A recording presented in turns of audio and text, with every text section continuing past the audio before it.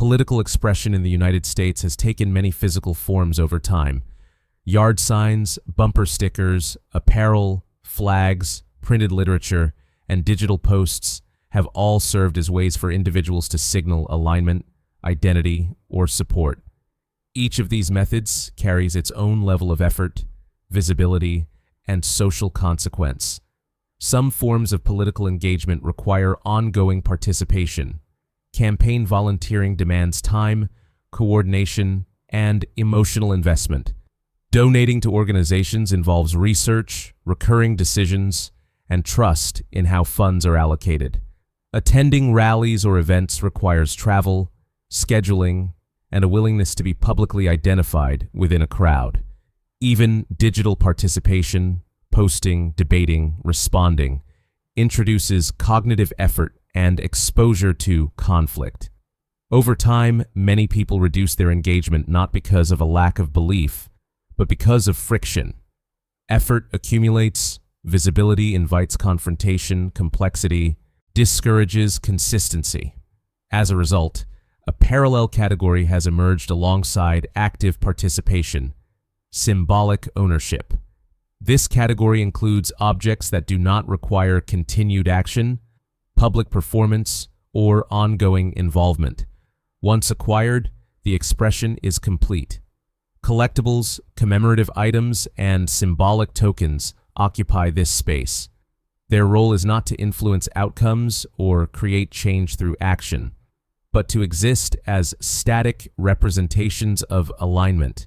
They do not demand explanation, repetition, or maintenance. They are kept, displayed, or stored. The interaction ends where ownership begins. It is within this low interaction category that the Trump token of appreciation is positioned. The Trump token of appreciation is a physical, commemorative item presented as a collectible rather than a functional object. It is described explicitly as memorabilia, novelty, or display material. It has no monetary value, no utility as currency, and no role beyond symbolic representation. In format, the product is a token, typically metallic in appearance, designed to resemble a commemorative coin or medallion. Its visual design references political branding, slogans, and themes associated with Donald Trump and conservative political identity. The emphasis is aesthetic and symbolic rather than practical. Delivery is straightforward. The product is ordered online and shipped as a finished physical item. There is no digital component, no access portal, no subscription, and no follow-up material. Once delivered, the product is complete in its intended form. In scope, the token does not claim to educate, persuade, or influence. It does not include explanatory materials, historical documentation, or ideological framing beyond its visual design. It is not positioned as an instructional object or a participation mechanism. It exists as a standalone artifact. Conceptually, the token functions as a passive symbol. Ownership itself is the entirety of the interaction. There is no required understanding, learning curve, or behavioral alignment beyond the decision to possess it. Use, in this case, is minimal. The Trump token of appreciation does not require activation, setup, or ongoing engagement. After receipt, it may be placed in a display, stored as part of a collection, or kept in a personal space. Some owners may choose to present it visibly. Others may not. Time required is effectively limited to the moment of acquisition and the brief period of deciding where to place or store it. There is no recurring time demand. The product does not require repetition, routine, or continued attention. Interaction level is low. There are no instructions to follow, no maintenance steps, and no dependencies.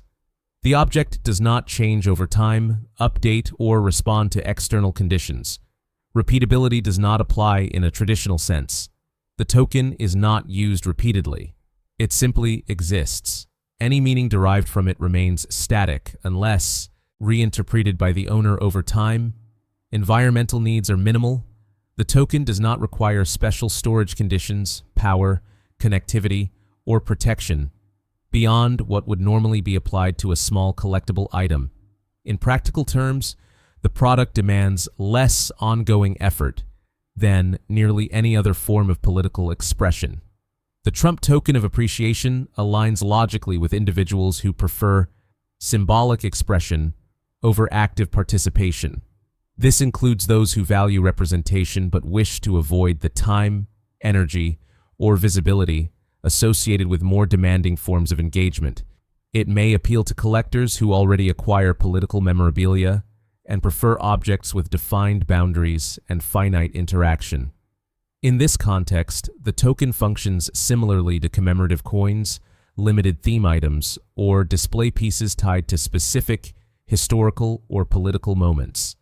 The product also fits individuals with low tolerance for complexity.